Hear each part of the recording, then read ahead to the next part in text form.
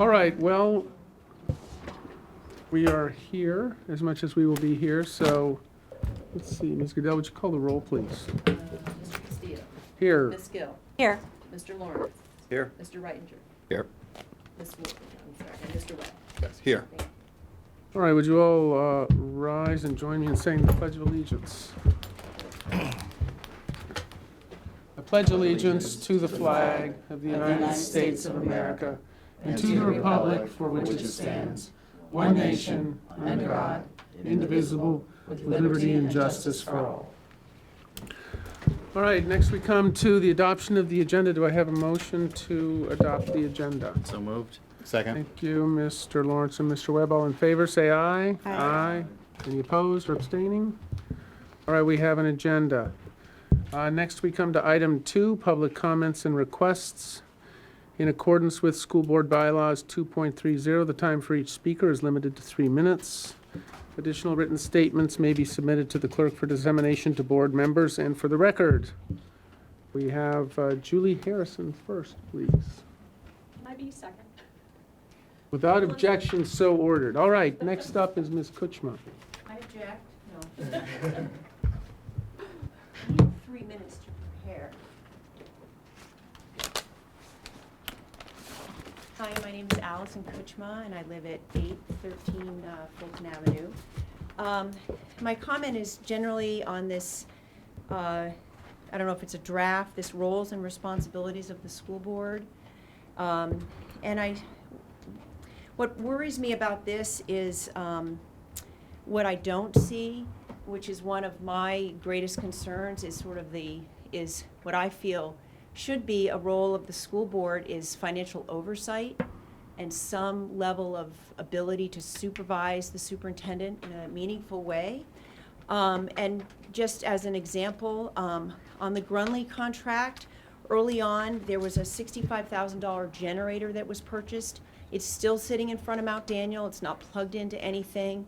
And I kind of concerned about that since we made the administrators parade up, how many copies they make, and do they make color copies for $28,000 when we could buy something for $65,000 and just have it sit there.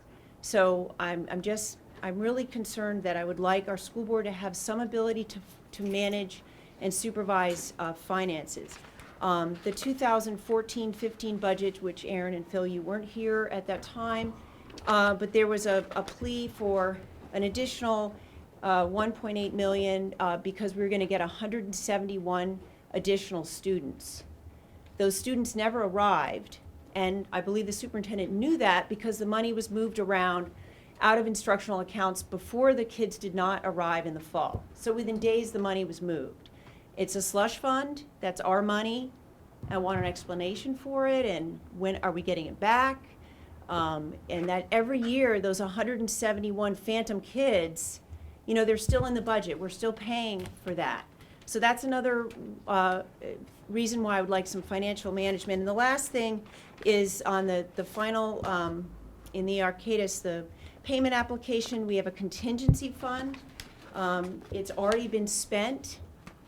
Contingency is usually for the end of a project.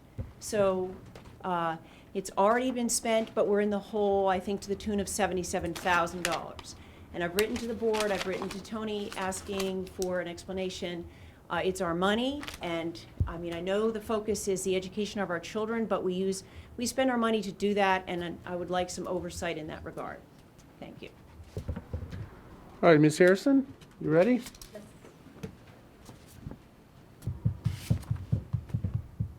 I'm probably going to get right to my 3 minutes, so if we get cut off, Melissa's going to finish for me.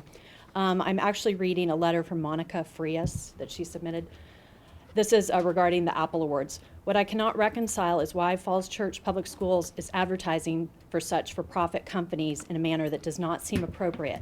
For this reason, I second the request that Falls Church City Public Schools remove the giant advertising banner from the front of the high school and that they remove the prominent advertising logos from our school's communications and websites. Further, it does not seem appropriate for school leaders to have their signatory lines depict the Apple logo. Why does this particular award, the Apple Award, deserve so much attention above all other objective, rigorous accolades our school has received? It sends the wrong message to students and the community that we elevate Apple above all else. If we continue to apply for awards for Apple, we should treat the Apple Distinguished Award Program like other awards via a one-time announcement to our community, a blurb on the website, morning announcements, etc. By way of example, Falls Church City Schools does not post a banner or create signatory blocks touting the Virginia Board of Excellence Award or tout our national and state school rankings, graduation rates, etc. So why on earth would we feel it's appropriate to elevate a for-profit company award above the Virginia Board Award and others? I too love Apple products and have them in my home, but having logos plastered on our schools and on our school communications simply provides free advertising for a for-profit company and create conflicts of interest.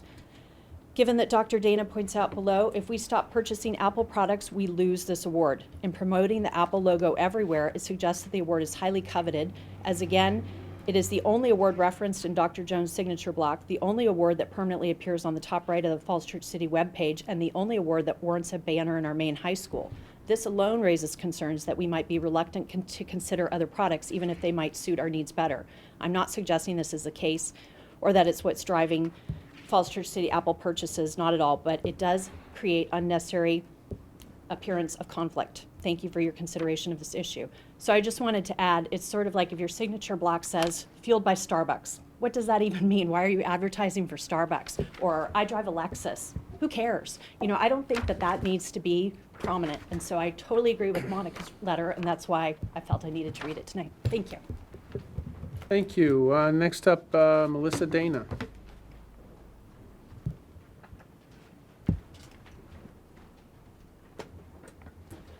Hi, Melissa Dana, 314 North Lee Street. I was actually going to complete the letter should Julie not finish reading it, but she did. So I'm just going to repeat a few of the points that I've made before about this award, and that is that Apple states that there are no specific data requirements for this award. I spoke with Eric Wood. Are you Eric Wood? Hi. On the phone, and he informed me, and I assume he'll verify that the award has the 5 categories under which we apply, but there are no specific criteria required, and that the way we get this award is that we tell our own story. And we can tell our story however we want, and we can use any data points that we want. So, for example, if we decide to use the data point that we have reduced our paper usage by X%, that can be one criteria to use, or one data point to use. Or if we note that school attendance has increased, and that doesn't necessarily have to be linked to Apple products, but if we note that school attendance has been increased, we could use that data point for submission for the award. So the award does not have specific criteria. We tell our own story. In my mind, that does not constitute an award of academic merit. I think it's creative. I looked at the iBook. I think it's fabulous. I've showed it to my kids. We love watching it. It's great. It's very creative.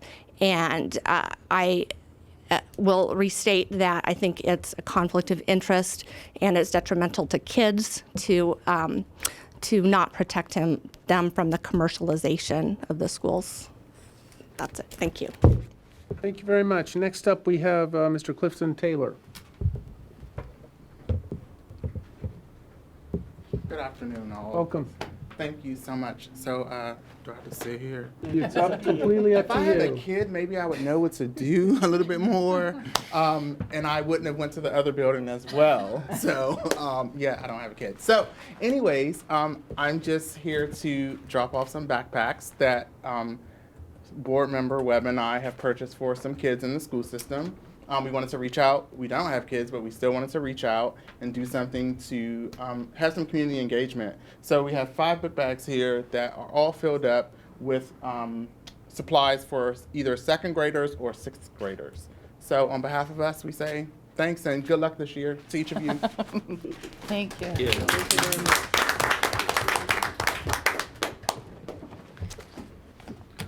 All right, now we come to the next item on our agenda, and that is the report on the Apple Distinguished Program. Dr. Jones. I'm inviting tonight Eric Wood, who is our educational rep. And what I mean by our educational rep is he's not a salesperson. We don't buy from Eric, but he has really led on our professional development side in the school district to assist us. If you'll remember earlier, I think earlier this year, we had a big discussion about the SAMR model and really understanding how do you use technology in appropriate ways to really inform our teaching and also to really transform the learning for our students. And he is one that has done professional development for us from the high school all the way through. And I feel like probably been instrumental in helping us grow as professionals on how to use technology, not just as a tool, but again, to really impact teaching and learning. Ellen Luz is our rep for this area. I see her at all of our conferences at VSBA and in different areas and really understands our system as well. And one of the reasons I reached out to Eric after our last meeting because his name was mentioned, and I always think when that happens to somebody, we want to make sure they know, and the company that he works for. And I feel like it's good for the school board to hear from them, not from me, what the Apple Distinguished Program is, why the staff are actually very, very proud of the work that we've done in order to accomplish and be at this level. And it's not about me, it's not about our principals, it's really about what's going on in our classrooms and having people on a national and international scale that are looking at what our teachers are doing. There's a great deal of pride in that, and I don't want to ever demean that for our teachers because the growth that we've seen in the last 5 years has been phenomenal. And so tonight is not to debate the issue that we have on our calendar coming up, I think in the next 2 or 3 weeks, where we talk about for-profit companies and what that means, local businesses as well as national. And that will be there, but this really is just to clarify what does it mean to be an Apple Distinguished Program? What is the criteria? And I know that Eric will talk about this, but one of the things that we loved about it as staff is that what they ask us to do is do exactly what we want to see our teachers do with children, and that's performance-based rubrics. You know, the rubric is very much about what are you doing to transform the classroom teaching and learning, and how are you going to demonstrate that in a portfolio-type manner based on the real work that you've done. And by the time you actually put in your application, you can't just go make all this stuff up. You actually have to look back over history and time to see what have your teachers been creating, what are the real work documents and things that have happened in the classrooms, in our classrooms here in Falls Church, to be able to demonstrate that we can actually meet a very high standard. And again, that's why we're very proud about it. But I invited Eric here tonight. He actually flew in for this, which I am very thankful for. And they have always been supportive, I think, in that way of us when we want information or want to understand something. So Eric, I'm going to turn it over to you just to talk about in general what it means and give us some factual information on it. Sure. Thank you for inviting me. It's always a pleasure to come back home. I'm from this area. Before I begin, my name is Eric Wood. I'm a product of this area and recently moved to South Carolina now. But before I begin, just a slight disclaimer. I'm not from Apple PR.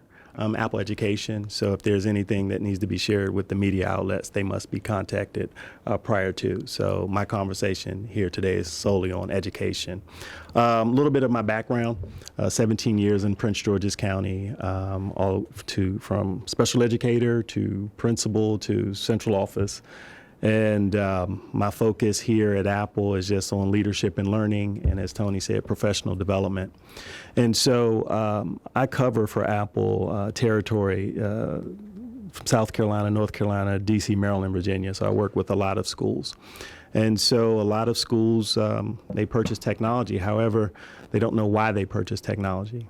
And so my specific role is to work with the teams and work with the schools to make sure they understand, what are they trying to solve, or why do you think this is a great solution? And I believe when we started on this journey three or 4 years ago, that was the initial question. And I believe you guys had started with some focus groups, and you had tech committees, and we kind of sat in the back and let you guys hash out. You had some kind of evaluations of tools and what works well and what doesn't work. And based upon that feedback, you chose to go with Apple. And so after visiting some schools and after having conversations with some leaders, I recommended Falls Church to apply to become a distinguished program, because of the innovative practices that I had seen in the classroom, that I had seen with leadership, and I thought it would be a good way to model some of the best practices that I've seen. So shared that information with Tony. I said it's no guarantee. I said we have a lot of schools that purchase Apple technology, but just because you purchase, that doesn't mean that you'll get an award. It's a very, there's we call them the 5 best practices. And so the 5 best practices is the specific criterion in which any Apple Distinguished School or program is measured. And so one of them is compelling evidence of success. And so it doesn't just have to be academic success, where we all talk about test scores, but there are some intangibles because, as we know, there are a lot of things that the data does not reflect. And so if that may mean our attendance have gone up or suspensions have gone down, or how do we measure or quantify engagement? What does engagement look like? We've seen staffing, we don't have to hire as many teachers, or we see an increase in students that want to be involved in school or turned on. So there are many measures, but that's just one of them. Innovative teaching and learning is another one. Innovative leadership, continuous ongoing professional learning, professional development is another one. And so really thinking about how does your district meet these categories? And if you haven't had a chance to see the iBook that they've created, it's phenomenal.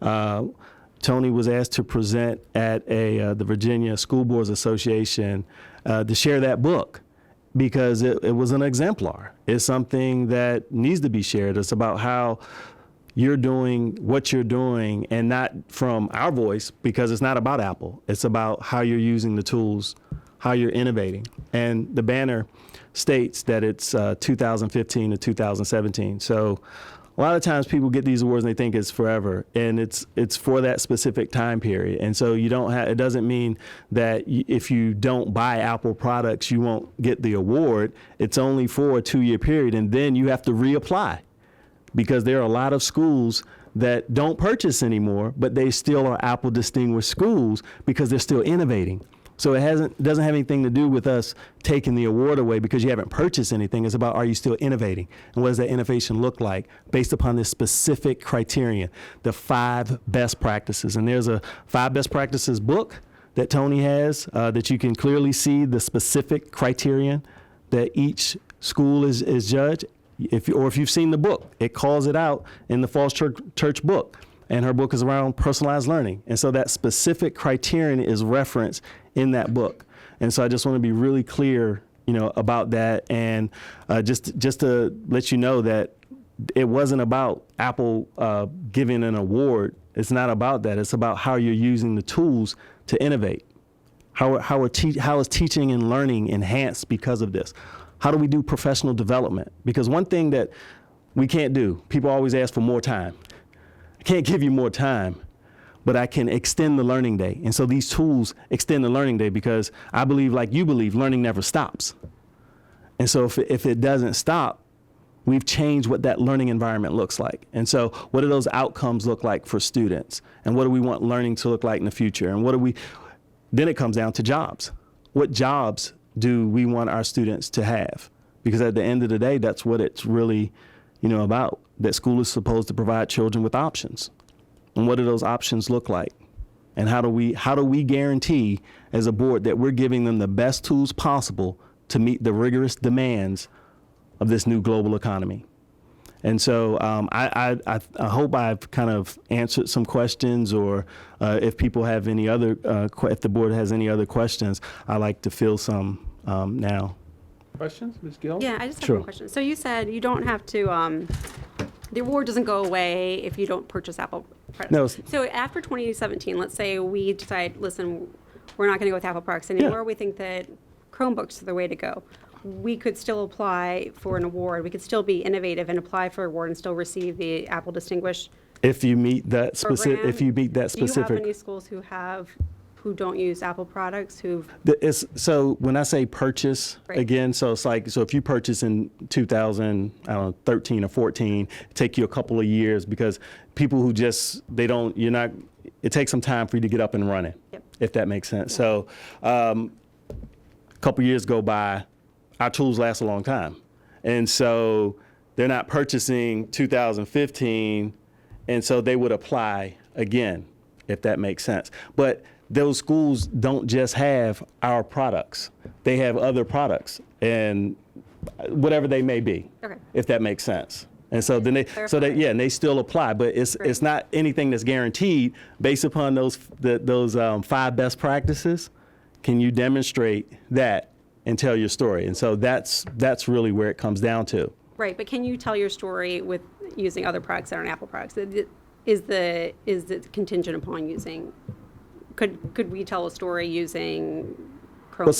Some of the things. And to answer some of the question, some of that revolves around what are you trying to solve for, and so like with certain tools, and I can't, I'm not here to talk about other tools, but you can't get to advanced levels of coding, or if you're working with drones or things like that. So some of those tools may not be able to innovate the way that you want to innovate, and so you want to take students forward, and so the reason that we've created a lot of our tools based upon the SAMR model, and not to get too academic, but it goes from substitution, augmentation, modification, and redefinition. You want to create a learning environment that's really robust and where students have the opportunity to redefine or reimagine what learning looks like.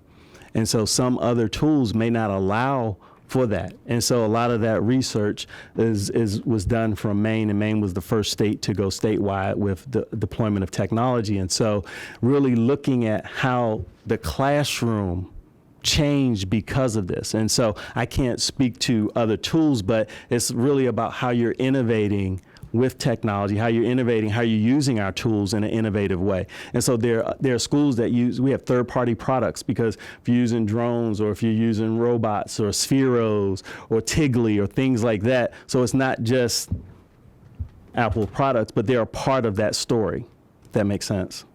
It does. I just was going back to your point that you don't have to use Apple products to get the Apple Distinguished Program Award, but it sounds like you do have to probably use some. I just want to clarify for the public, because this is going to come up based on what you said.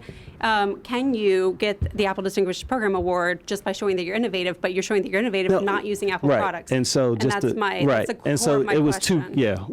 and I want to be really clear about this. So the award is that you're using our tools, but it's not that if you don't use our tools, the award goes away. Right. It was already the award exactly. period.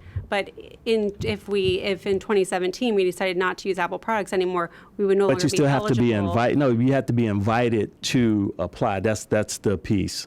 Okay, so we probably wouldn't be invited to apply. They wouldn't know our Okay. school. I mean, Right. I might just try. I understand what you're saying, but we're also a Google Apps district, for instance. But one of the big differences when the team first started on this whole process, and we host a Google Summit every year, is that when we were looking, for instance, at the Chromebooks, we knew the durability wasn't there. We knew we couldn't do what we needed to really do with those devices at the time. That's how our teachers felt.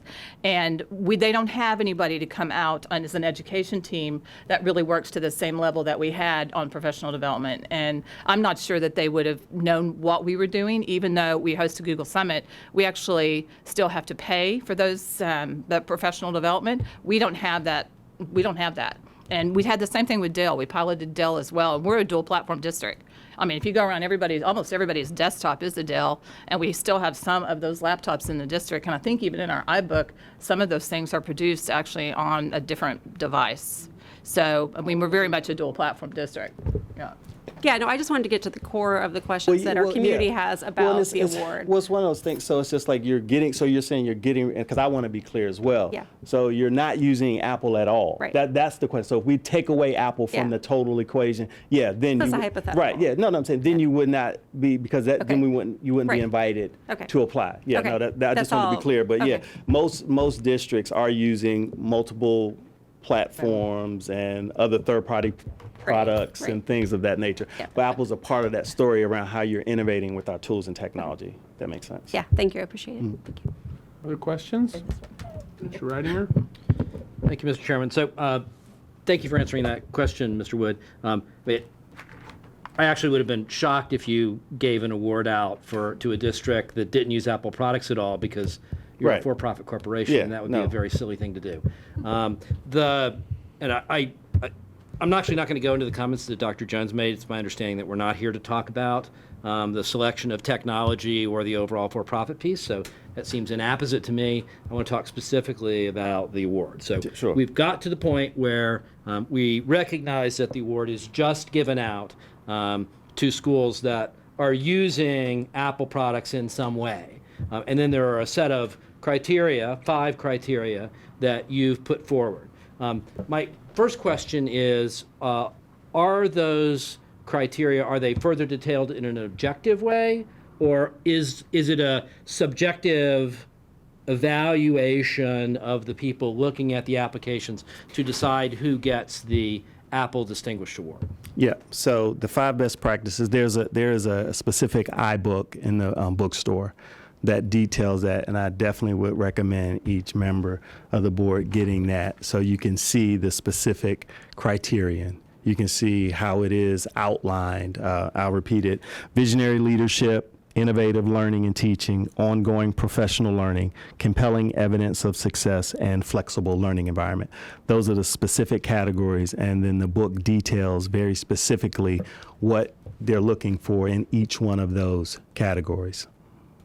Okay, are those, I'm just trying to get a sense of how objective those are and or how subjective they are. And so with compelling evidence of success, and so we'll just take that one for example. A lot of people, a lot of schools or districts will say, I want to look at my data. And that's a trigger point. And so you can use your student achievement data. You can get very specific if you want to go to subgroups, specific populations, or if you want to look at, you know what, I want to look at our cost savings. I want to look at, you know what, because we've done this, we don't spend as much on copier paper. We've actually changed. Let's look at how many hours we spend on professional development now. We actually can do, when I talked about extending the learning day, we can use these tools to do professional development anytime, because learning doesn't stop once students leave the school building. So let's try to quantify that. And so that's where you have some flexibility in how you tell your story around compelling evidence of success. What does that look like here? Okay. And that is outlined when you look at the book, it'll give you different examples of compelling evidence of success. How many Apple Distinguished programs are there? Roughly, there are around 300 in the U.S. And how many applicants do you look at? I'm not at liberty to discuss how many applicants. Okay. Yeah. Thank you.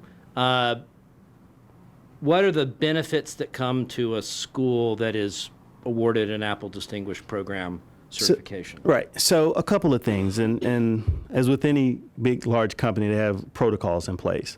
And so we get requests all the time from school districts to say, hey, I don't want to just talk to you, Eric, even though you were in the school district, but now you work for Apple. So I want to talk with a district that's using your tools. And so are there any, can you point me in a district similar to mine, or maybe not similar, that's using your tools that we can talk to? And so we use that as a reference point for, one, building connections with other school districts that want to talk to other school leaders or principals or teachers or anyone. So they have a place to connect. Another benefit is professional development. So I believe it was 2 months ago, we just did a executive, with your executive team, kind of a leadership retreat around how are they using the tools. Let's go back to why we started this initiative. Then the other piece is I'm sorry, I have no idea what you just said. Professional development. I understand. But you said there's a leadership retreat about how you're using those tools. Could you amplify that a little bit? So you have this iPad or you have this MacBook. How is that making you a better leader? How is that making you more effective? How are these tools making you more efficient? Matter of fact, let's dial it back a little bit. Why did we choose to use technology in the first place? What is our why? And then getting to, if the leaders are modeling, what the expectation should be. Okay, so was that a retreat for FCCPS leaders or for a broad set of leaders? It was for specifically Falls Church. Okay, and how many people from Falls Church came to that? It was all of their principals and central office. Assistant principals. How many people? There's 16 of us. Okay. Not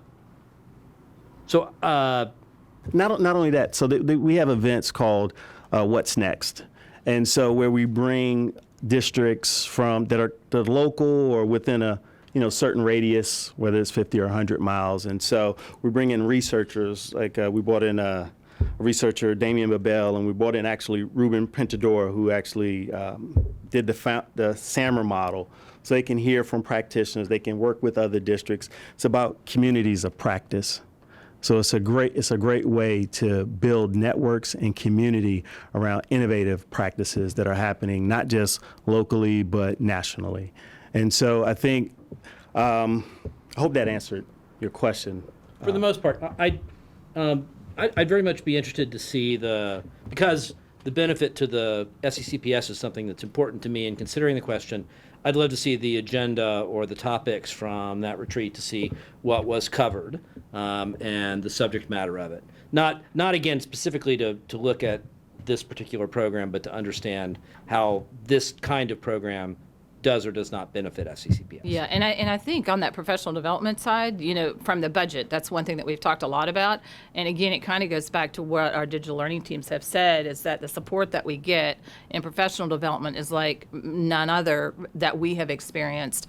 Again, the computer that I'm on right now is a Dell. We have Dell laptops and they're out. They don't have an educational component. And for us to be able to have the training and have access to, like Ruben, who created the SAMR model. Last year, we sent different teams of teachers. We can provide that for you. We didn't do it at the beginning of this year, probably because we have new principals, but last year, he did a training for us, actually, over the SAMR model for our whole high school, the entire staff. Oh, I forgot about that. Yeah, so, I mean, we've actually had a lot of access to professional development. I understand, Dr. Jones, but I said, let's not confuse, and I don't know what the difference is, but let's not confuse the support that Apple provides because we use Apple products with the support that Apple provides because we're an Apple Distinguished Program. And it sounds to me at least like what you're just describing comes from the fact that we broadly use Apple products in our program as opposed to being an Apple Distinguished Program. Is that right? Or Yeah. Well, the What's Next was a little bit a different event for the school district. And I don't know, I mean, hope I cleared up any questions that you had. Like I said, I'm not the salesperson. I'm an educative team, and I'm really here to make sure they're using the tools appropriately, and making sure that if they have any concerns or challenges, that we understand. Number one, what are our objectives? What are we trying to solve for?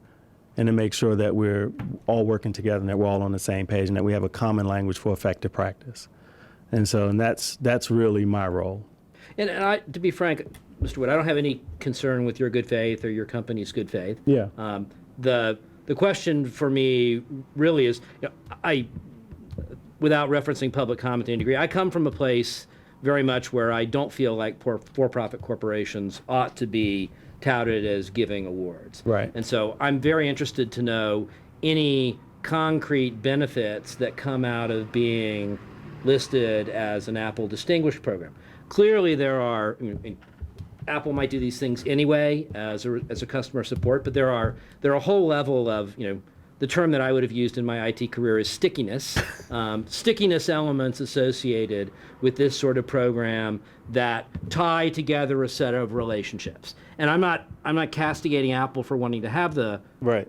initiative because you take your best customers, they're doing the best work, you want to do the best support, so you've got exemplars. I get all of that.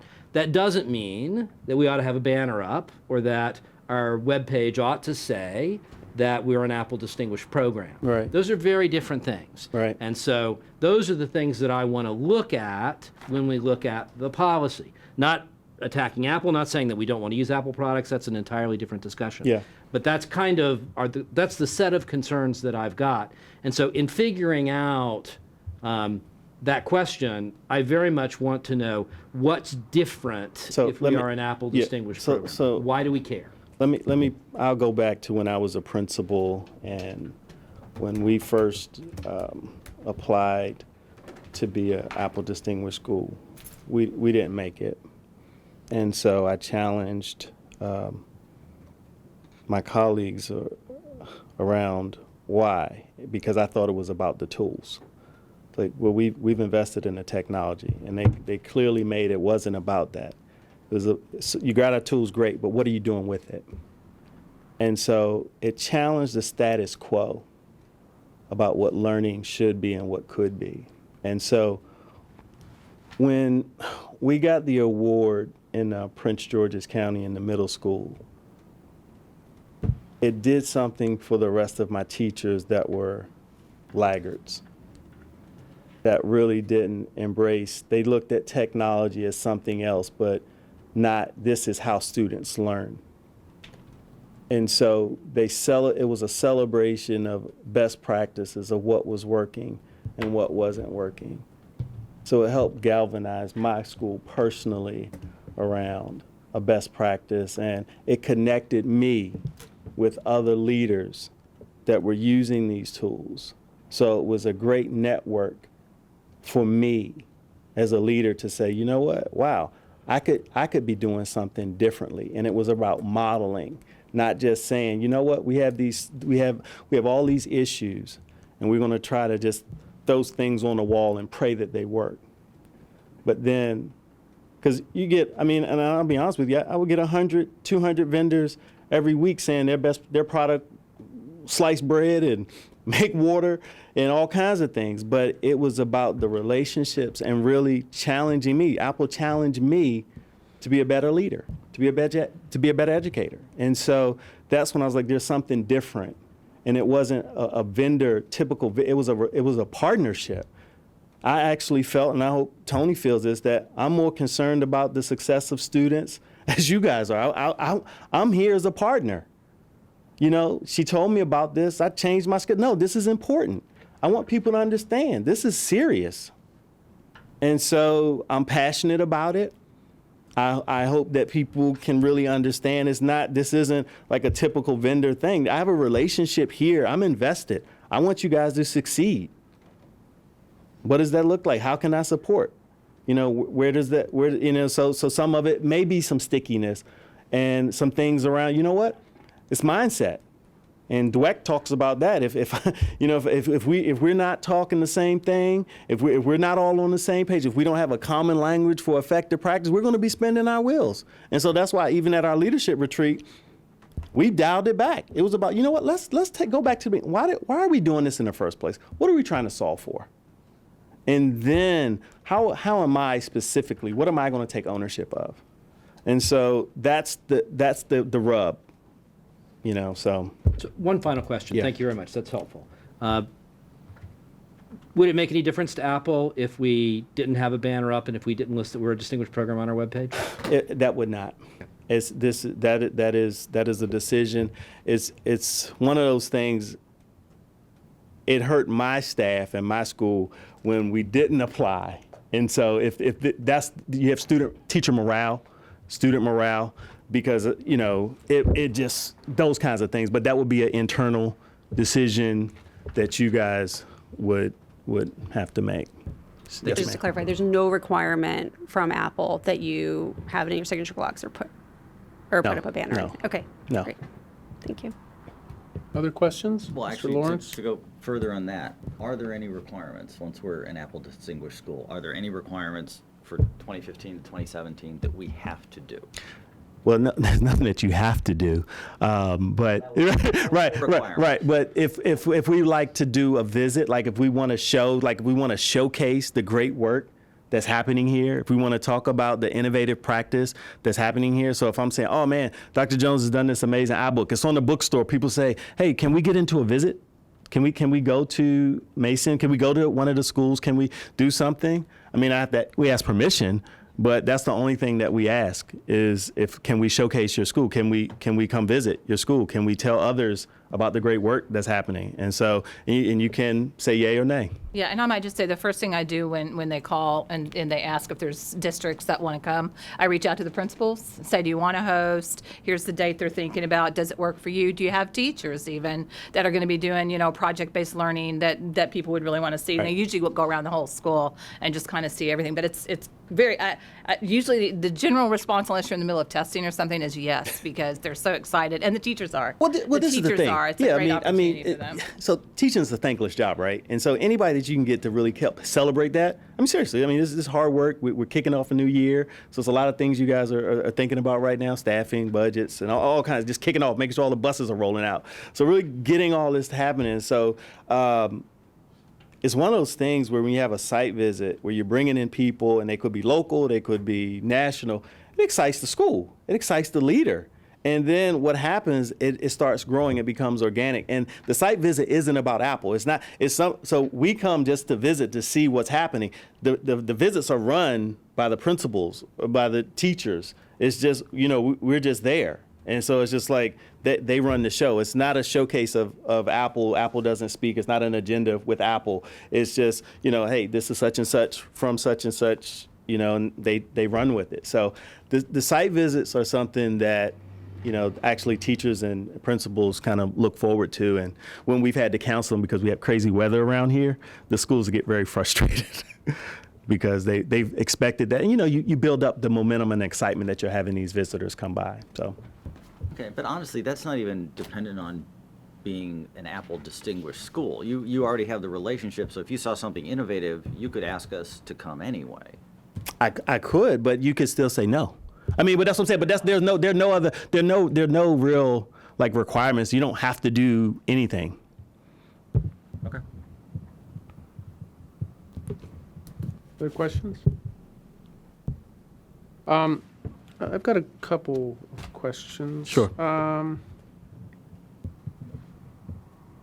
The first question, is this a hardware-oriented evaluation? Is this Yeah. With So respect to the the Apple portfolio of products, I mean, we have the Google apps. Obviously, there are many. Yeah, and so a lot applications, of people use Google Apps. GAF for Education works amazing on our platform, and a lot of school districts are Google App schools and they're Apple schools, and it all plays well. It talks, they play well together, and so it's really about those 5 best practices. And so we have visionary leadership, and so how not just the superintendent, but what are principals doing? We look at compelling evidence of success, or flexible learning environments, or continuous ongoing professional learning. So those categories specifically outline this is the criterion. This is the specific criterion that is used with the schools. And so it's about if you have MacBooks or if you have iPads, or you have to have MacBooks, or you have to. No, it's not about that. It's really about those 5 best practices, and then how you share that, how you communicate that story. So with respect to the 5 best practices, Yes, sir. is there a rubric or?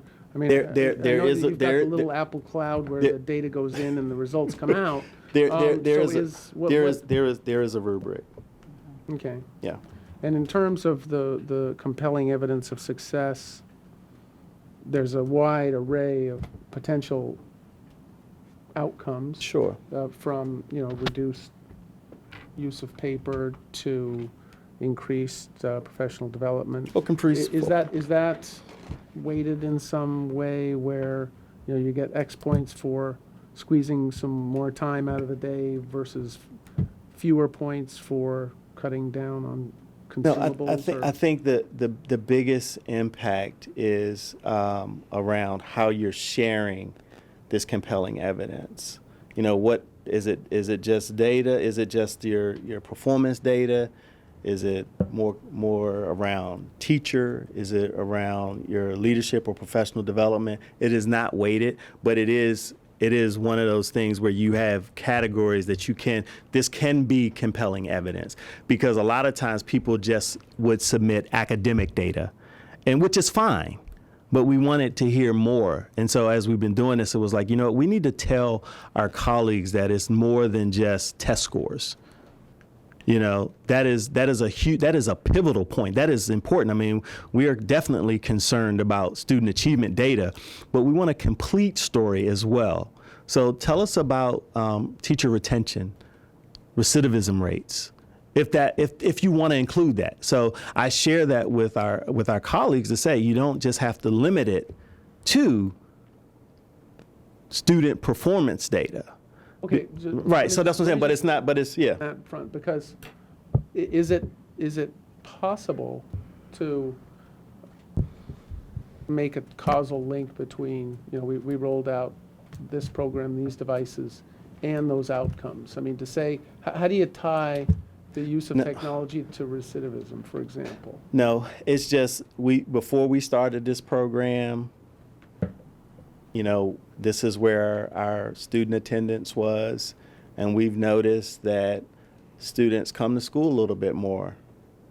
So we can't directly say because you have these tools, but it's interesting to look at some of that data. It starts the conversation, and then, you know, if you want to do some more in-depth quantitative or qualitative research that will yield you some causal links that will, you know, but at least you have some insight, like, you know what, can't say this is what's happening, but we've noticed, these are some trends that we've noticed.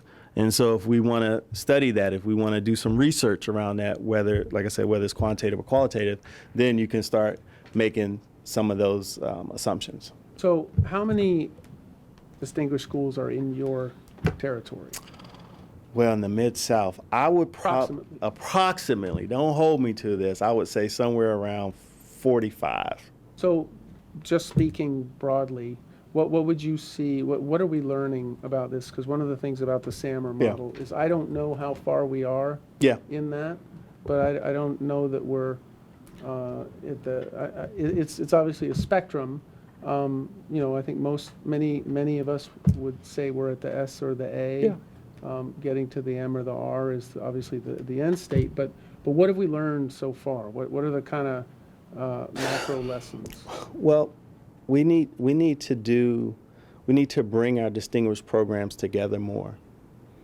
They ask for more regular convenings with other distinguished programs, because what'll happen with public education is very transient, and so leadership changes, and so boards change, and then it's like, well, we were heavily invested in this, and then someone comes along with a new vision and they want to go in a different direction. And so we found that we need to strengthen the relationships outside of the superintendent and build it with the school boards, with the principals. So regardless of who is in leadership, that we can continue down this path.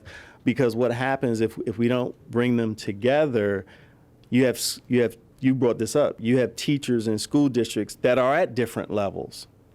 And so some people, if they're just starting the initiative, they haven't wrapped their head around where they want to take this. Then other people who may be 4 years down this path, you know what? We've already gotten our why. We're down this, the horses out the gables, and we're off and running. And so the conversation that a person who is very familiar and savvy is very different from someone who's a beginner. And so making sure that we are pairing up our new colleagues together and the colleagues that are more experienced, putting them together, and then establishing some kind of relationships with our districts where they develop the partnership. We bring them together and we talk about, hey, what does innovation look like in your district? Let's talk, how'd you solve for X, Y, and Z? How'd you solve for when you said you were going 50% less paper this year because everybody has a device? How did that work out? Tell me how you're doing professional development now, because so you get to hear, how did that work out? How are you involving the community? Let's talk about that. And so I think the piece that we've learned is we need to bring our distinguished programs together more. Okay. Is there a Google Apps Distinguished School Award? Is there? I wouldn't know about that one. You know? I don't know if there's actually a Google Apps, and we were just actually, that's what we were just talking about, how many of the different recognitions there are, from Common Sense Media to Schoology, which is our LMS system. We have a Schoology ambassador, that's on his tagline. I mean, there's all kinds of things that come along with if you're looked at as being a leader for any of these programs for other schools. And how many visits have we Google for had education from? trainer. Yeah, we do, yeah. Actually, Rob Carey went to London, actually, as a Google Apps trainer. So how many visits? How many school visits have we had? Last year, did we do 4? I think or we 5? probably did, as 4 or 5. Okay. One of them was huge, really big one, where we had all the, Is that that the big- Pittsburgh one? Yeah. And in terms of the size of our account, our spend with Apple Well, versus that would other be. I districts. was going to say that I'm not that person. So that would be a different conversation. Ellen, do you know? Are we paying for your are we a massive account or are we a small account? There's been suggestions that there are links between spend and awards. Are we a significant account in the I can take that, Eric. I can take that. I am familiar with all of that, and I don't know that I'm at liberty to disclose it's all public record, what all the school districts around here spend. I work with all the schools in Virginia, school districts in Virginia that are north of, and I would say on the spectrum, we have some other school districts that have 25 to 30,000 students that are 100% Apple and all one-to-one, so that if you want to put that in relativity. So basically, factor of 10, more or less, or even more. Okay. Probably I would say, I just don't want to. Yeah. No, that's fine. I'm just looking for the sizes I will of the not- bread no, I box. would not Yeah, yeah. share. No. Okay. Well, yeah, and the I- award has nothing to do with. Absolutely. Yeah, it's a matter of fact, like we can't even recommend a school until they're in their second year at least, and then multiple people have to come visit the district, and then they are invited to apply. And even after the invitation, if that criterion isn't met, they don't get. Like I said, we applied when I was a principal, and we didn't get it, and so it's not. And that was years ago when that kind of money was crazy to spend on tools where they were saying you gave those kids iPads. And so it was a different conversation, but it had nothing to do with the spend. It was really about the innovative practice, learning and teaching that was happening, how you've transformed it. If I can just clarify one thing too, just on the financial component of it. The sales teams have absolutely nothing to do with the application process, the invitation or anything. That's Eric's domain and our other national education development resources that do that. The folks that are in corporate that actually do the review of the applications that come in, Eric has no bearing on that as well, since he's local. Yeah, I'm biased. So there So are- I love Foster, so it's like, a group I'm of biased, so. corporate former educators that have specific rubrics that they go through according to each one of those categories that they do the scoring on. So like Eric said, they're not guaranteed, but the field sales force has absolutely nothing to do with it. Okay, well, thank you for that. I guess so I mean, some of this seems to be about thought leadership. Yeah. And it seems to me that you could take what you learned to do with this device and do it on other devices. In other words, this is bigger than just particular devices, it seems. It is, to but me. then certain devices start weeding out because I work with some districts that want to do a BYOD. And so then it's like the Wild Wild West, and the lowest common denominator is the internet. And so then it becomes, because with SAMR, it's about the task. And so looking at the task. And so what is this task? What are we asking children to do?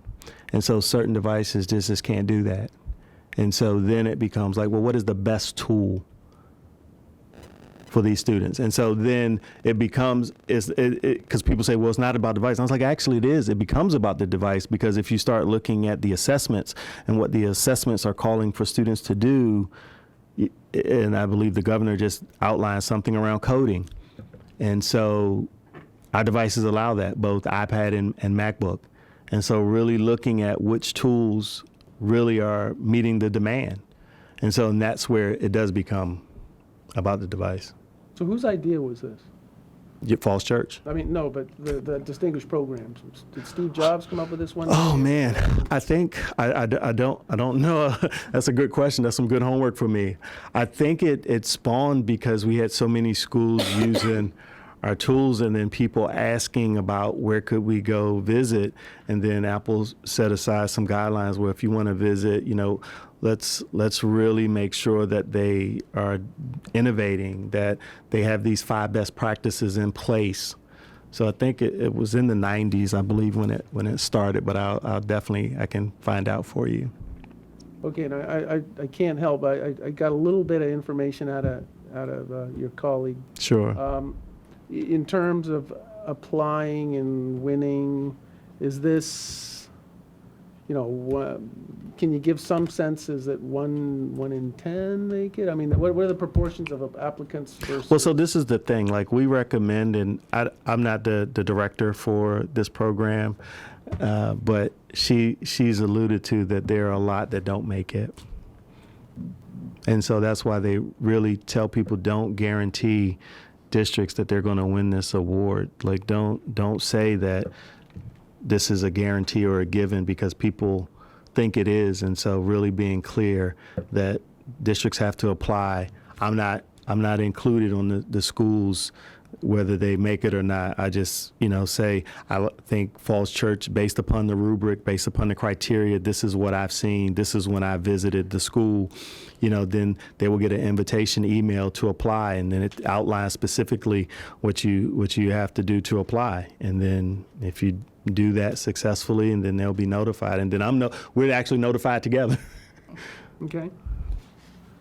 The issue of the retreat agenda came up. Is that something that the board is interested in seeing? That? That's what Phil asked for. Well, I know, but is that something that the board wants to? Are you all interested in seeing that? Okay. All right. Okay. Well, that would be a good action item. Other questions? I mean, I think it'd be good if Tony could send us I don't know if it was an iBook or whatever our application was, so that we could.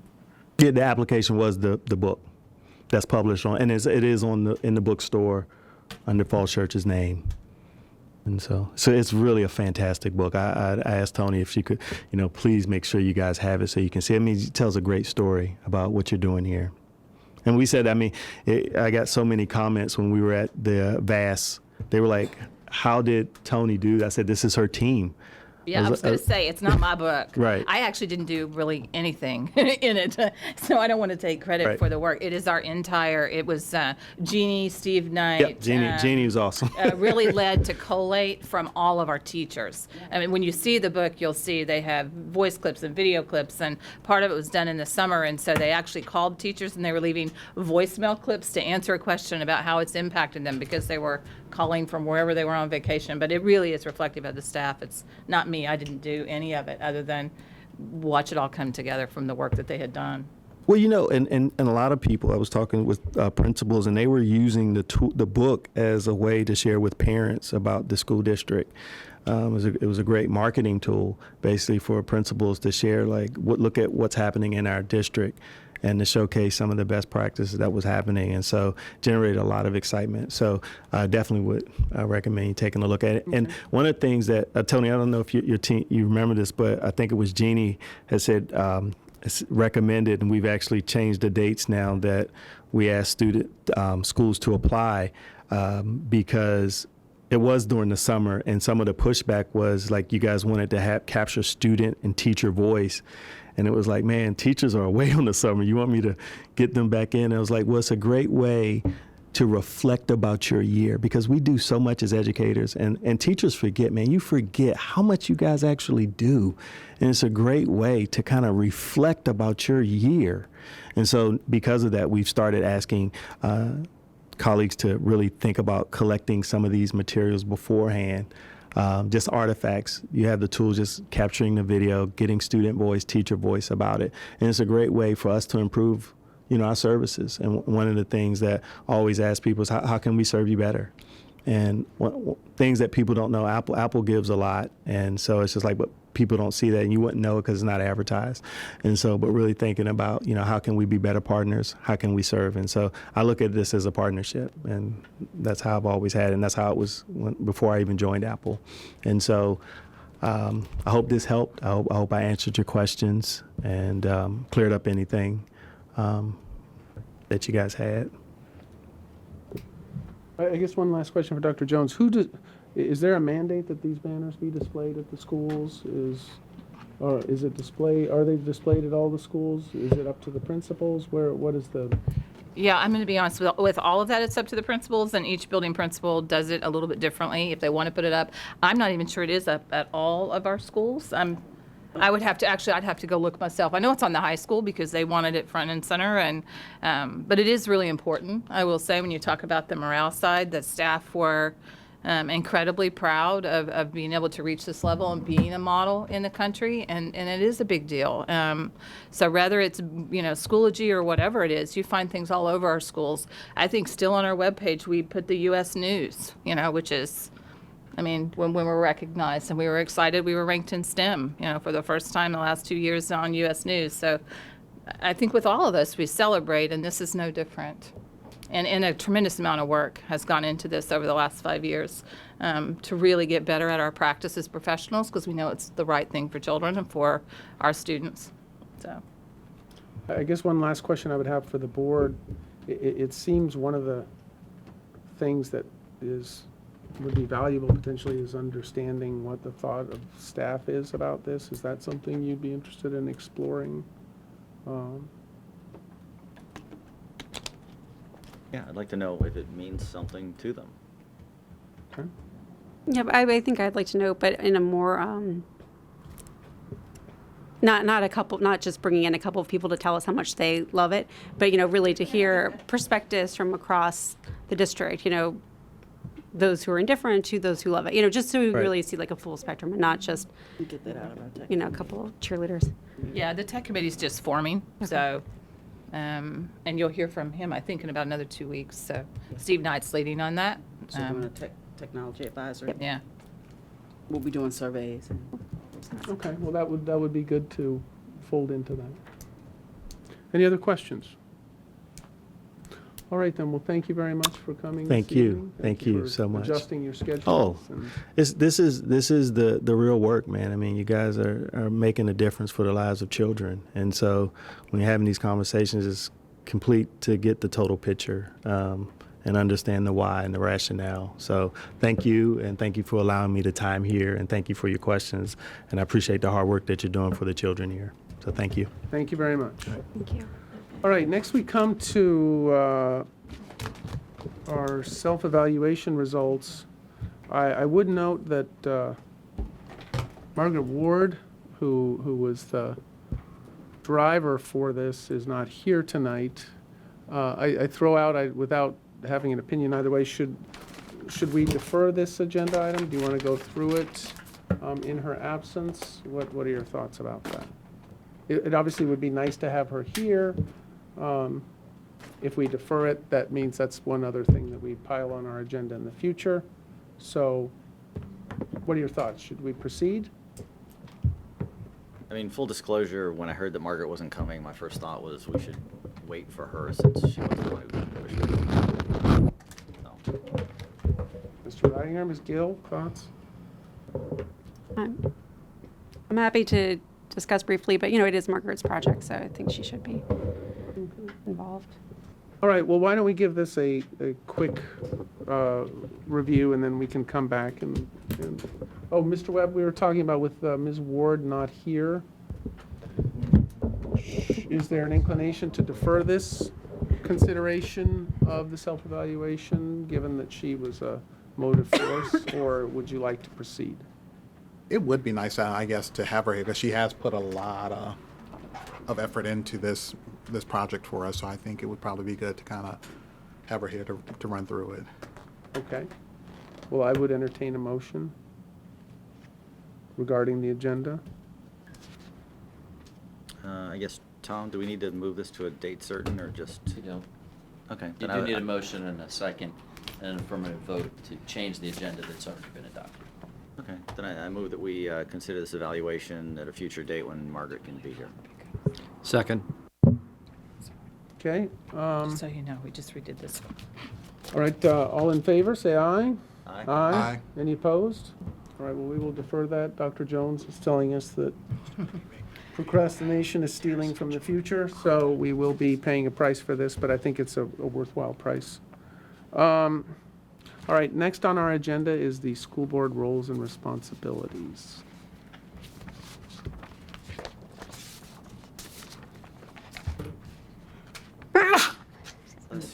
Bless This you. reflects all the changes. So this requested by the reflects all board. the That's changes it. that we have here. I don't know if there are any further comments. Okay.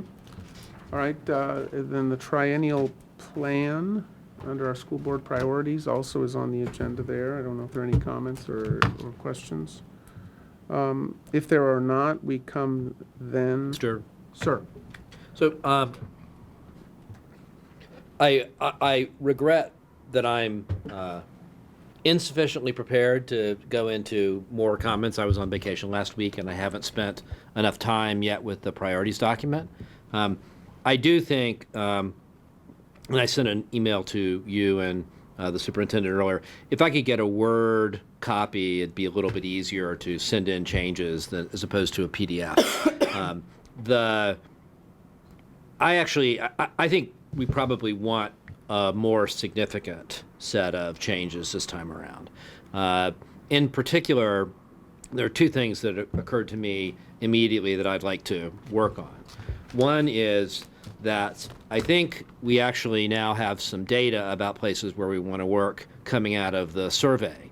At least my analysis of the survey indicated some places where I think we're doing very well and some places where we have room for improvement. And to the extent that we're going to use a similar instrument over time, I think we ought to specifically find places, if the survey called them out, where we want to set goals in the school board priorities and try to put them in. The second thing is a bit related to that, and that is there are some goals that you can agree or disagree with, but are extremely quantitative. For example, the priority that we want to be within 3% of Arlington's salary for teachers. It's clear, it might be the right figure, it might be the wrong figure, but we know and we can measure how we're doing. And so as a part of the budget plan every year, we get to see how we're doing. There are some other ones like that, but a bunch of them are more in sort of the what I in my management and evaluation years in the private sector thought of as SMART goals, things that are measurable. There's a lot in there that's not measurable. And I think it would be good to make an effort of trying to put some concrete goals and measurability around the places and the priorities where we can. I just haven't had a chance to go through place by place and suggest what that goal might be and how we might measure it, because I think a plan, and I'm not wedded to the notion of a one-page plan or a three-page plan or a 50-page plan, but I'd like to make sure that we've got a set of measurable goals so that at the end of the year we can actually say we're doing that or we're not doing it. I had an opportunity a few weeks ago to review a federal government recommendation document that had several recommendations that were encourage someone to consider something, which is all you got to do is say, hey, would you think about it? And you've met the goal. I don't want those kinds of goals in this document, and I'd like to try and make it more concrete if we can. So all that's to say, I don't have specific suggestions to make right now, but I'd like to see what we can do to try and make the document more focused on the places where we've got data to show that we have room for improvement, and that we actually try to have specific and measurable goals in the places where it's possible to have specific and measurable goals. And we do have those in the work plan. We have, for example, advancing by a grade and a half in reading, for example, year over year. So those are out there, and I'm not sure what other ones we can or should add in. Obviously, the school year begins on a week from today, and we got to get cracking on this. So I would encourage you, if you have any other things that we could add to make haste. And I would say the measurable aspect is really not for the board in how this has been set up and the way this board has operated. Doesn't mean that that's what we have to do, but it really was intended to be one page and very much focused on the priorities that came out of community visioning is where it started when we started looking at the triennial. That's where those big headings like 21st century teaching and learning and the conversation we just had came out of, okay, we need to move 35 laptops and no wireless in the high school in the 21st century is not okay. And so those things were priorities of the board that have been built in. And I think what I'm really asking from the board is there something on here, modern and secure schools. We have huge facilities work that we know has to be a priority of the board. The readiness for learning has been a key focus for us. And when you go through these, is there something that's missing? Is there one of these that is no longer relevant as far as the key priorities of the board? And then we take what the board is asking us to do. And so what I'm hearing you say is, can you please go look at the survey data, which is the work of the staff, look at that survey data, and when we bring you a draft work plan, you're going to see the components that are coming from the survey would then be reflected in our work plan under these priorities, and the board talks about those.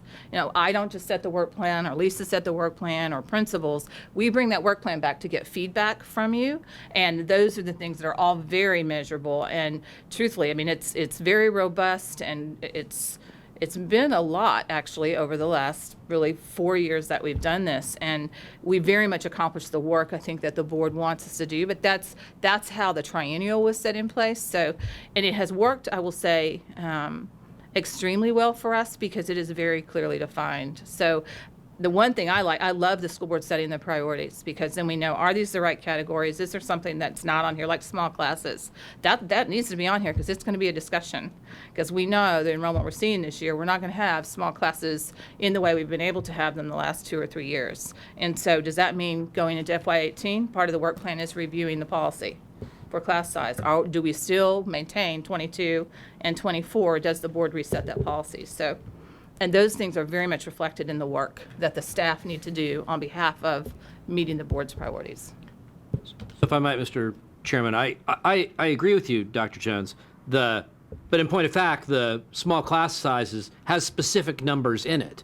It has, for this age group, this many people in a class, and for this age group, this many people in a class. That's not to say for all of them it's possible, but, what gets measured gets managed to. And, a large corporation, if Apple were still here, they tell you that, they have, in their small business units, they've got very small goals, but they got revenue targets as a corporation too.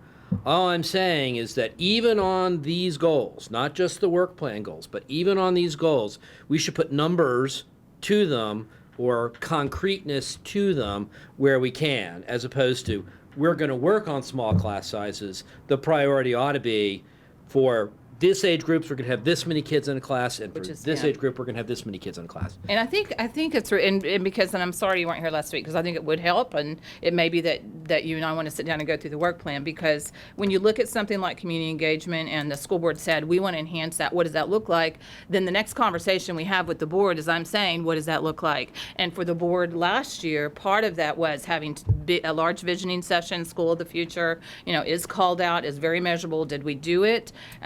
Actually even running more ads in the news press. We needed at least utilize news press 4 times this year because we knew we have such a large part of our community that are not on morning announcements, and it's most of everything in there is very measurable based on the priority that the school board sets. And I would say almost all of it is really, yes, you can either do it or you can't, and most of it's quantified with a number when it can be.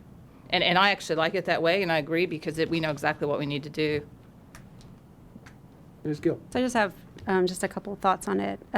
Like Phil, I didn't have time to go through it in detail. I was single parenting with multiple children this week. I think we need to do some housekeeping with it. There's some things that obviously have fallen off that we've completed, which is great. Things that were to be done by 2015 or the 2016 school year.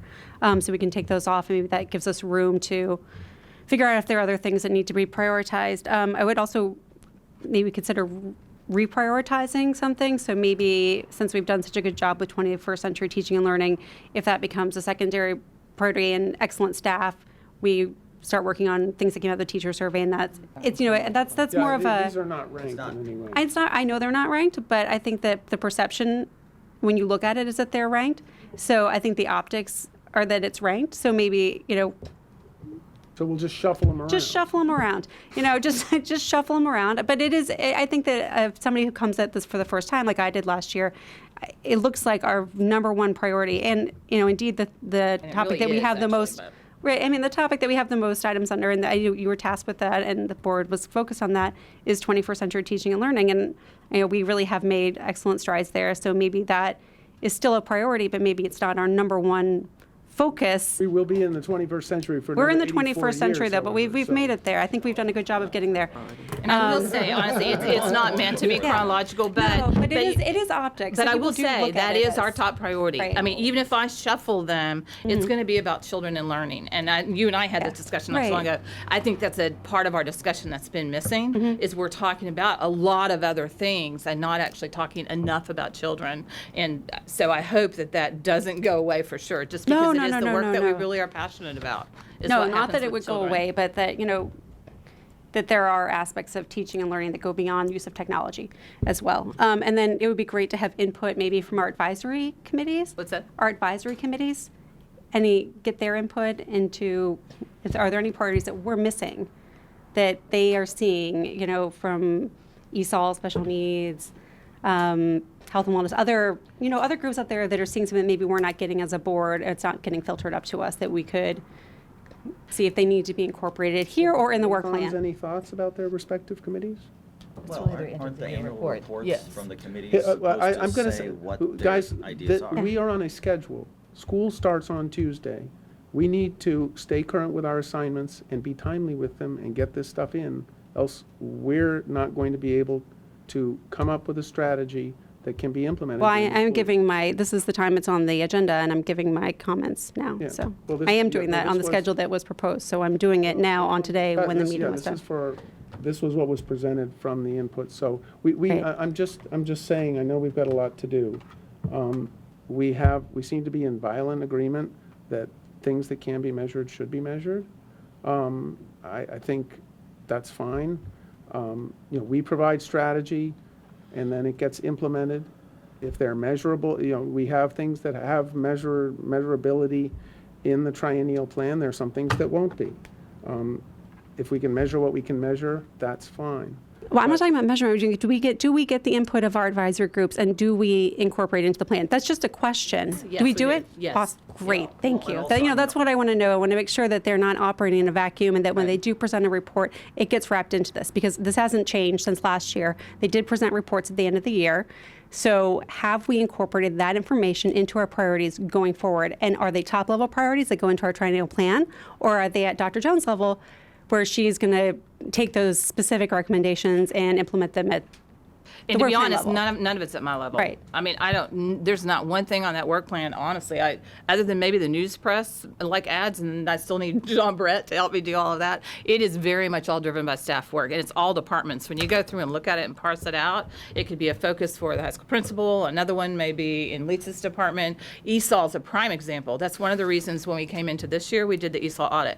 That was definitely out of the ESOL committee at the end of last year. So we go back and look at all of that. If we know that these priorities are where the board still wants to focus, that there's not something that's missing, what we can do is then go in, look at, and that's why I want suggestions. If you want to be sure that we go back and look at the teacher survey data, we spent, actually almost a full day on that this summer again with our leadership team, and they all have actually set goals that they're building from principal level of things they're focused on. So we incorporate that in here.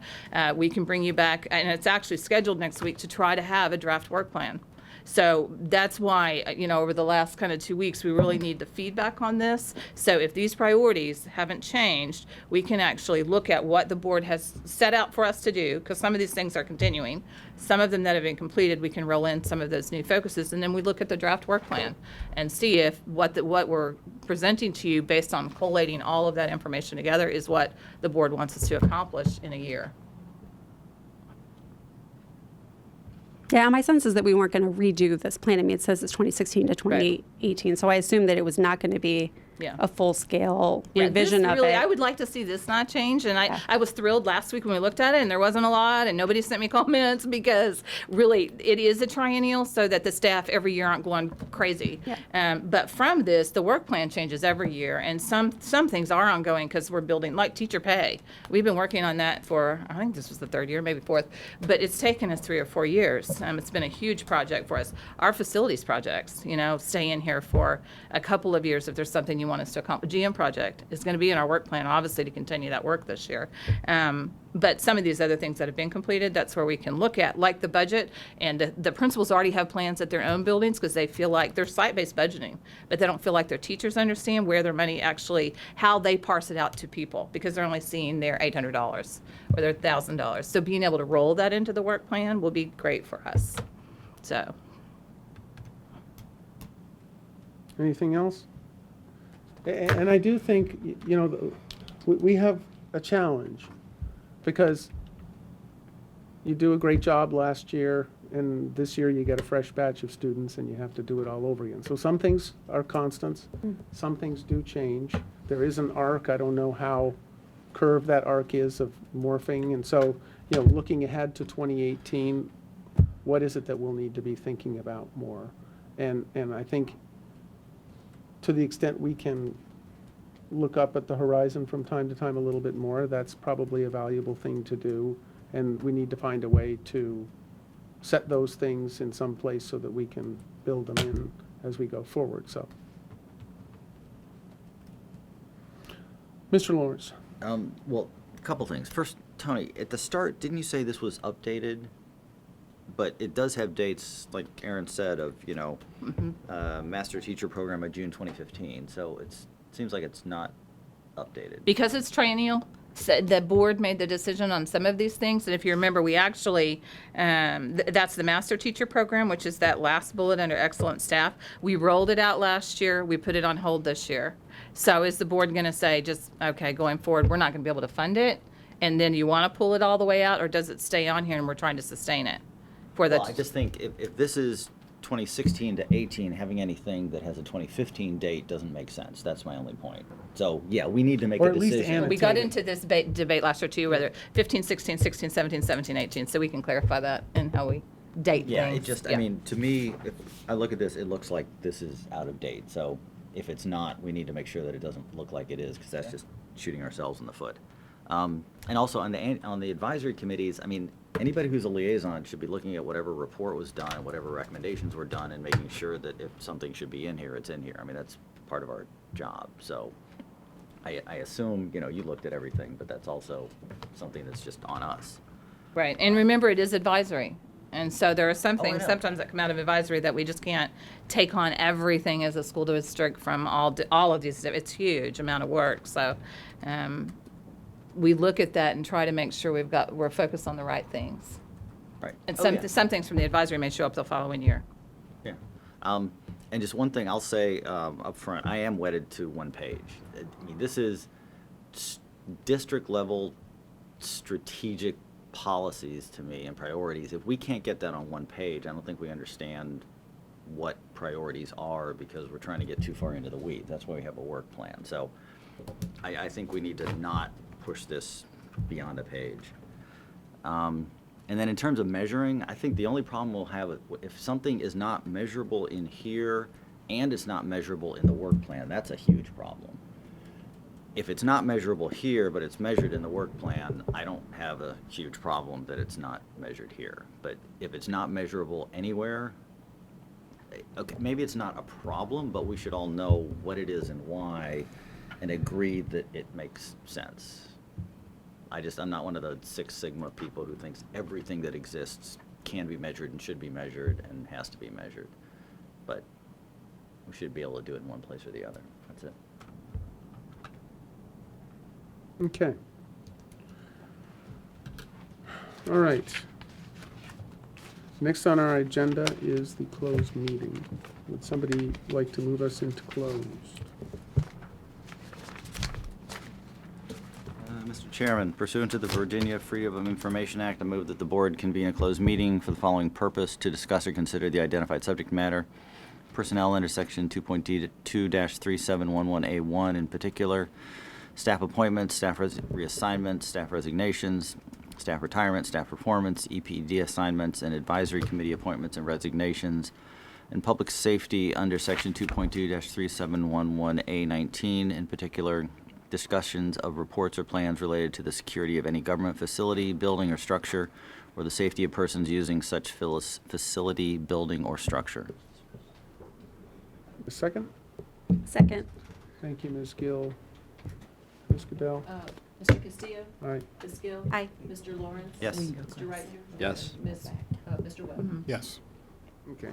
Somebody want to move us back into open and certify the closed meeting, please? I move that we reconvene to an open session. Second. Thank you, Mr. Webb. All in favor, say aye. Aye. Any opposed or abstaining? All right. Somebody want to certify the closed meeting, please? Lawrence does. Hold on, let me get down, looking.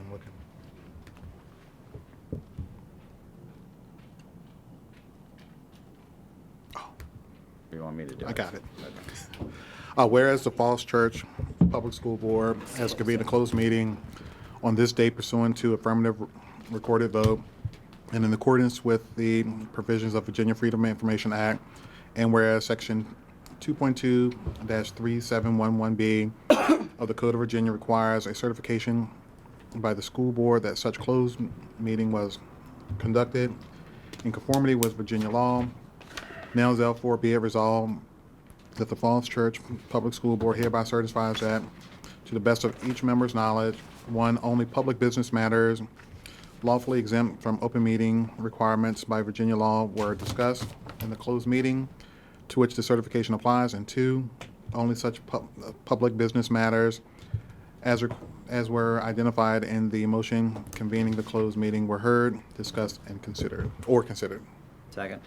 Thank you, Mr. Lawrence. Ms. Goodell? Mr. Castillo? Aye. Ms. Gill? Aye. Mr. Lawrence? Yes. Mr. Reitinger? Yes. And Mr. Webb? Yes. All right, thank you. Now we come to the consent agenda. I would seek unanimous consent to adopt the consent agenda, all right, without objection. Next, we come to item A, 8.01, the approval of the Thomas Jefferson High School for Science and Technology Agreement. Dr. Jones. This is just our standard that we bring to the board each year. I'm trying to find it on here. I just bring it up on my agenda. Yeah, sorry. And I think this one's the FY18, correct? Yes. One of the reasons I'd like to bring this to the board is just to make sure that we are committed, because you're committing to FY18. So this is probably one of the very first budgetary items that you are dealing with going into the FY18 budget. And it's making sure that we are, committed to our 3 slots. We have 3 incoming freshmen and then any other students that are remaining that are in 10th, 11th, or 12th grade. So the total never goes over 12 if all of our positions are taken. But there's the opportunity for 3 new students each year. Okay. Any questions? Any cost changes? Not in this one. This is actually reflected of, the board talked about this contract probably maybe a year and a half ago, in that the capital aspect is reflected in here in the work they did at TJ. And so that cost is in here, and it actually says plus capital impact per student on line 3. And that was something that we didn't have, previously, earlier when we started this program. So other than that, it's, So what is the incremental cost? I don't, maybe that's been there before, but what exactly does that cover? Yeah, I honestly would need to ask them. I'm imagining it's the lab resources and things that they have that are very unique to TJ, but I would like clarification on that. I can certainly bring that back to you. I think this contract is due, though, Marty. What's the due date? Yeah, I was just looking. September 15th. September 15th. So we would have time to bring it back if you want me to. September 15th. I'm looking at it, yeah. right here. But it's definitely a non-negotiable as far as we can't negotiate any of the pricing. I can find out what it is, but you either kind of pay for it or you don't. Yeah, it's just that we are looking at a tuition rate there that is approaching, $17,000. We'll get our LCI taken off a little bit, which will be fairly, I think we should bank on 18,000, 18,000, right? And that's, It's definitely, it's pretty much in line, with what we pay locally for our student. It's just that our students are, with the LCI, we're primarily locally funded, so we sit around that kind of 14.5 for local funding, and then our state funding makes up that difference. So it really is a student's enrolling at TJ, and we're taking all the local share and giving that to Fairfax County for our students to attend there. Dr. Jones, how many students do we have right now at TJ? Do you know that, Lisa? I don't. I don't know off the one top of them my head. actually dropped it. We Yeah, just had that, we had Marty, someone move, because but- somebody moved. I don't. And that was a rising person that moved, so. I think we have 3 seniors. Hunter has that Yeah, information, he gets the bill. See, I want to say 10, but let me bring that back to you. Just double check, because I know we had one that moved this year, and we were just talking about that. So let me get the accurate number. Just in terms of support, I'm very supportive of this, Dr. Jones. I don't know what the board view is, but it seems to me that we're a small school system. We can't financially do the same things that Fairfax County can with regard to our most advanced science and math students, and it seems a very reasonable investment to me, on par with what we would spend if the kids were in our own school system, that gives them a different focus, not a better education, not a worse education, but a personalized education with what they need. So I'm very supportive of this, even though it is an expensive effort.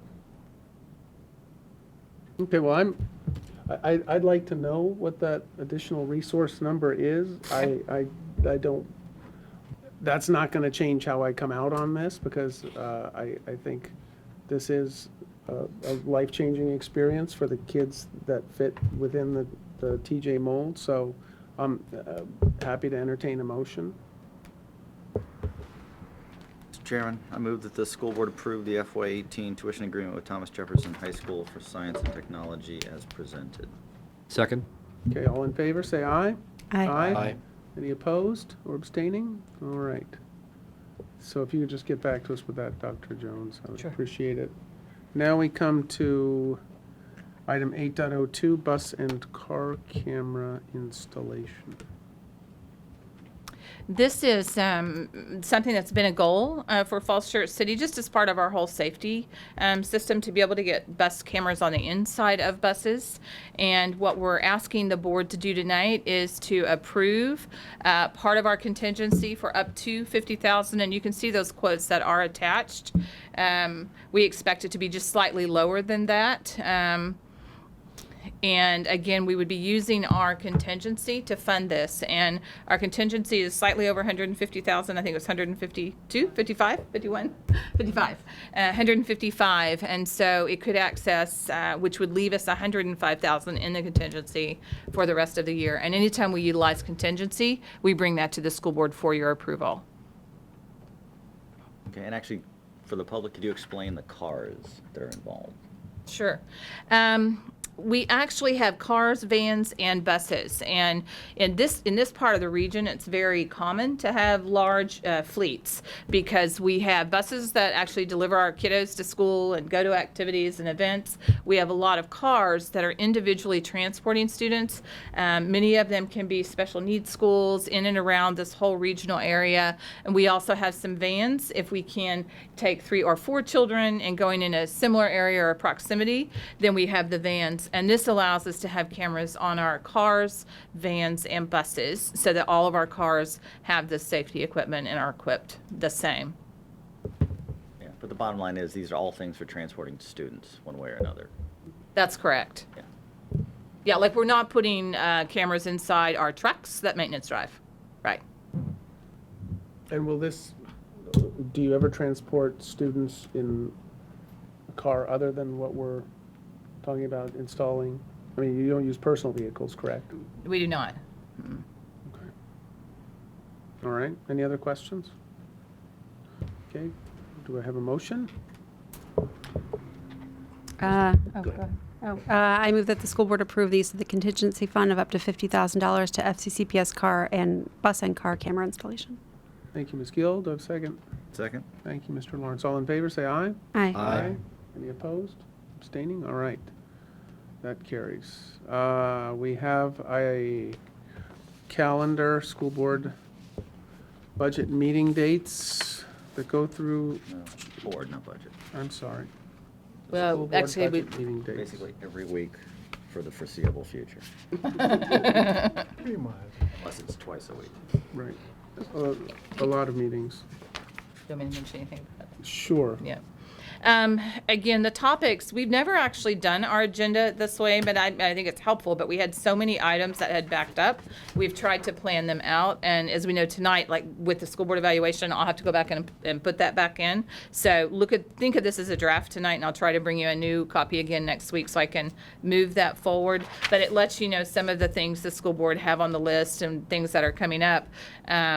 Also, just like the student data update with the principals will be coming with Jeannie and giving you our SOL update, that needed to be fit in here. When you see the blue line, those are the 3 joints that have already been scheduled that will be joint meetings. Just saying the word joints in a board meeting isn't. Sorry.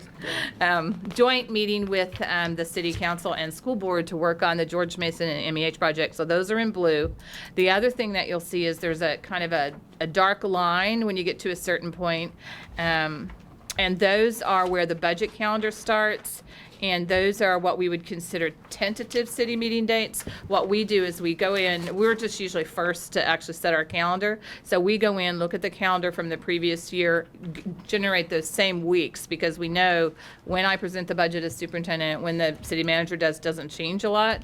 So these are the tentative dates for the budget, actually.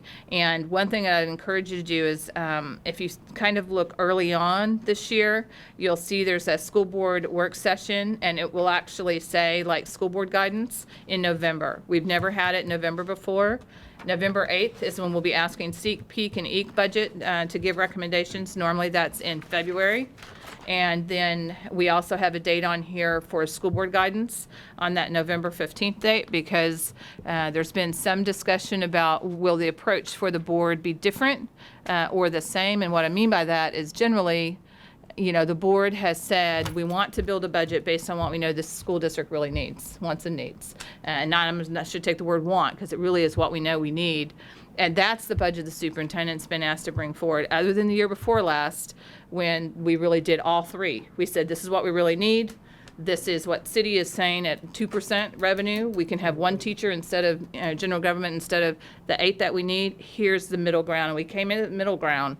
And this year we'll be doing the same thing. If in fact the city says we can only, have really, to be able to sustain what we think is reasonable, 1.5 or 2%, what does the school board want the superintendent to do this year? Do you want the superintendent to bring a 2% budget and really message that to the community very early on? This is what it looks like. We are going to have larger class sizes or some of these other things that come along with that. Or are we going to stay with the same frame of mind that the school board has always represented the school division and presented a budget that they believed is the right thing for children and teachers, and then work backwards? And so there are 2 totally different processes. So that's why you'll see the dates reflected as the school board had requested really over the last 12 months to pull some of these budget discussions earlier. And especially now that we have budget and finance meetings on those early mornings. So there's a lot of discussion happening right now early. So those are just a couple of big things on the calendar that could be different. And I would note that with our enrollment looking to increase by 4.5 to 5.5%, it looks like, that's going to cause budget pressures. I also recall Mr. Reidinger's calculation of the rate of growth in our user base in the school division versus the growth of the overall city population is quite asymmetrical. And I think we need to keep that into take that into account as well as we approach the next budget season. Because if the city population is not growing as quickly as the school population, that has consequences. So, any other thoughts, or shall we? Quick question, Mr. Sure. Chairman. First off, I'm happy to talk about that again at some point, but yeah, I'd say there's an order of magnitude, if I recall correctly, difference in terms of the city using more money for citizen services based on user-based growth as opposed to what it's giving the schools.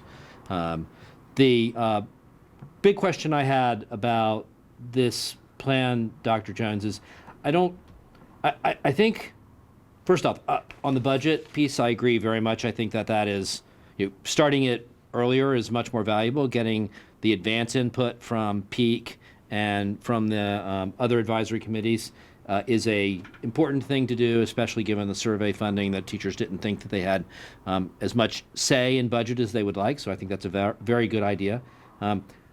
What I don't see in here is very much discussion. There's a tech advisory update, but I do think we're going to need to, preparatory to the budget season next year, do a deeper dive on technology and the use of technology in the schools. As you know, it's been a subject of some concern broadly, and with the Apple lease actually being up for redecision in the next budget cycle, I don't know any way we go into December without some sort of decision about that.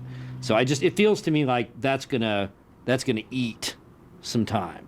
Yeah, let me just, I really see that as the work of the staff more than the work of the board, truthfully. And what we were planning on that September the 13th, where it has the update, is really to let the board know, what does that process look like? How is the advisory group, who serves on that group? What does it look like? What are some of the components going forward? We actually had a 2.5-hour meeting on that yesterday. And Steve Knight is leading on that for the district, coordinating, because he coordinates digital learning for us, K-12.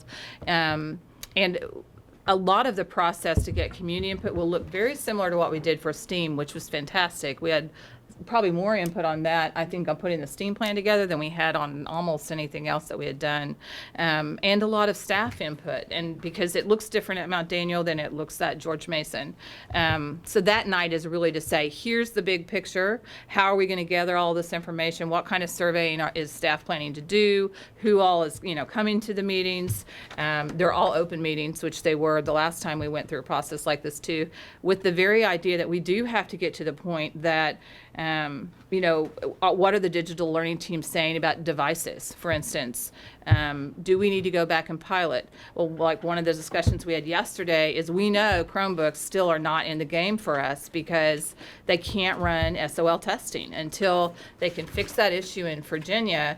You still have to have, it just costs you more money because you're trying to have your Chromebooks that can't run your testing, or you've got to have all of these other devices as well. And now your testing's 4 weeks instead of, I swear they said it was like just over a week in high school. It was very compact because we're not wasting instructional time at the same level we used to. So having all those kinds of conversations and informing the board. You may not know that Google Chromebooks don't, run testing, or that iPads won't for that matter either, which helps inform us. But, we've looked at Lenovo tablet. We've looked at all these different devices. Do we open the door to look at other things? And what are the sort of the platform that we want? And the staff will help inform that based off, the work that they do for us on piloting things in the classroom. And but that really is very process-oriented, very big picture to let the board know all of these things are going to be taking place. And we see it as a big process because, and as a matter of fact, we talked about this, it has to be aggressive because of the budget. So when is that process going to? Yeah, it's already started. Well, when will there be a deliverable? It's all year long. It's all year long. But the information you really need for the budget has to happen. The superintendent is presenting in January, and so at that point, I have to feel pretty well informed that this is the direction that the committee is saying we want to go. And it's really not that difficult to get there. It just means you have to meet a lot early. And it's slow down in the spring when you're, kind of refining some of those other components. Because the big issue is the budgetary issue. It's like bring your own device. Can you can you extend the lease by a year, or do you have to do a brand new one? We would not recommend that at all, that you No, extend it, yeah. What I want to make sure is that Yeah. we have options. I mean, my understanding is that we may be able to buy these Apple devices outright. They may not be at end of life.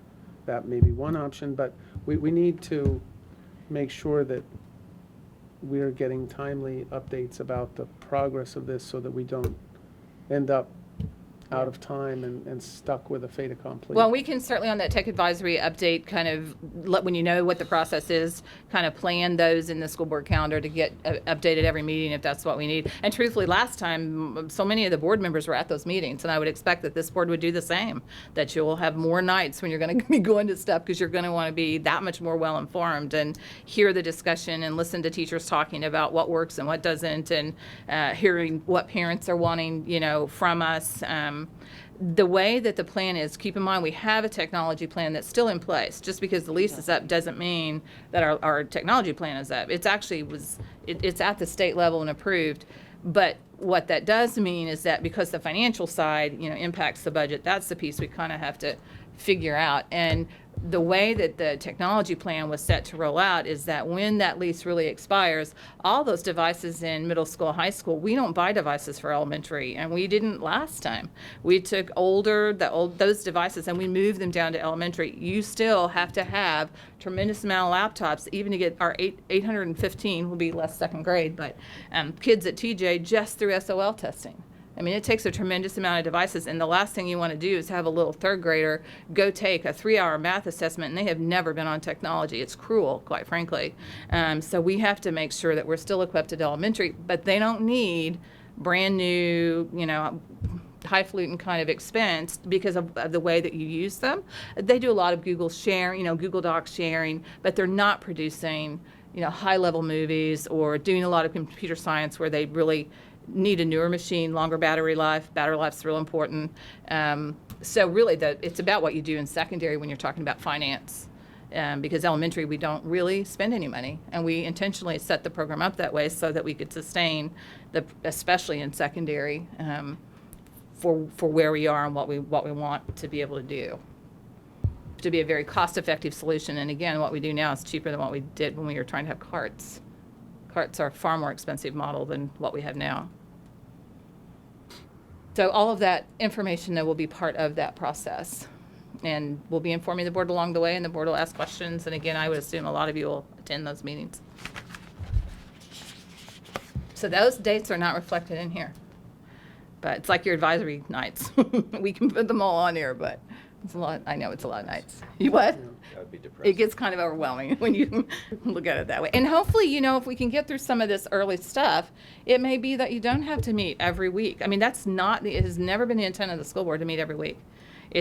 We've got all this agenda stuff, and on top of that, it's the project work. You know, George Mason alone, Mount Daniel, Fellows, just those three are big projects in a big district. They would have a whole team of people who are doing that stuff, and we've just got really big things for a very small school division. So, I mean, it may be that maybe we can take some meetings off. I mean, that would be the goal if we can run really efficient. You know, on some of these like work items, we've been trying to put times. We didn't do it tonight, but I don't know if you noticed the last couple of agendas, like giving 45 minutes. And then, you know, can you accomplish what we need to in 45 minutes so we can get these topics done? And Marty, remind me, we really are supposed to be meeting, is it the second Tuesday? I mean. The schedule is the second Tuesday of the month is the regular meeting, followed by the third and fourth Tuesday of the month is supposed to be a work session. So you're only supposed to be meeting 3 Yeah, and on your work sessions, it's a work session. It's not a short meeting and a work session, and it's because we've had the volume, which is fine, we're managing it, and you're the ones that have doubled your meetings. So as long as the school board is good with that, but it does, you know, you're in the 50s instead of in the 20s on how many times our board is meeting, and it's a lot of meetings for all of you. And I mean, I know you have families, so. So it is almost every week is what I'm really trying to say, to get through budget and everything else. Dr. Jones, I understand that there's going to be an entirely separate process on technology. If you could share, not produce a new document, but just share the calendar of that effort, it would be useful to see, in particular, places that would be opportunities for board members or the public to attend some of that discussion. That's certainly a more efficient way to stay informed than spending board discussion time if it's not a board level discussion. All that said, I would not underestimate the need of specific time for discussion at the board level. I would not foresee that a 50-page report will arrive and it will be passed by acclamation on the use of technology by the board. I think there'll be a need to do some examination. I think early and regular communication, even if it's not board time, even if it's just the sorts of reports that are being, the minutes that are kept, making sure that those are available to us, or at least that we have the right pointers to pull that information so we don't take your time to do it, would be, I think, a helpful thing, especially for those of us that are particularly interested in the technology process. Absolutely. And I think the great thing about technology is it's so woven into just part of education today. It's very different than it was a decade ago. And I think it's a good thing because it's such a part of what we do instructionally, especially on the secondary end.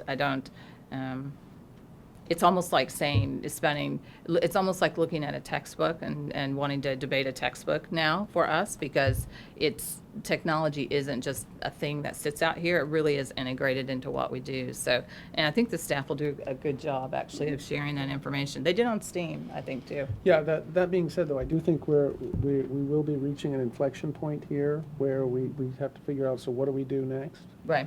And it sounds as if there are several options. We could go Surface, we could go Lenovo, we could go Chromebook if something radically changes in the next few months. We could buy out our MacBook Airs outright. We could renew our lease. And I don't know what the options are. Some of those will have budgetary consequences. So I would say that, when we do our first work session mid-November, getting good messaging about where we are in the process will be very helpful in enabling us to understand how this priority fits into the constellation of needs and also paths forward. So,